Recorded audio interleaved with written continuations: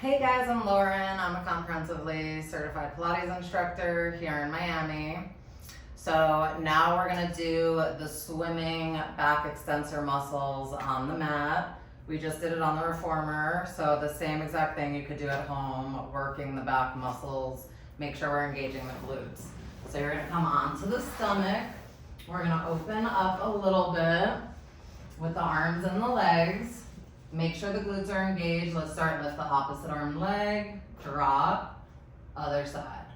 So let's do 8, 7, 6, 5, 4, 3, 2, last one, and then going into swimming. Squeeze the glutes. 8, 7, 6, 5, 4, 3, 2, 1, and then we'll add in one more while we're here. So we're gonna lift, drop. So lifting the arms, lifting the legs.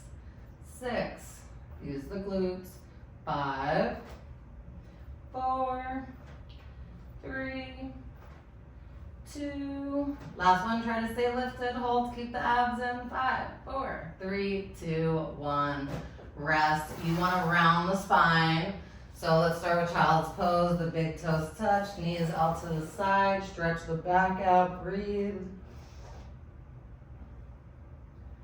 And then let's do cat-cow just for rounding.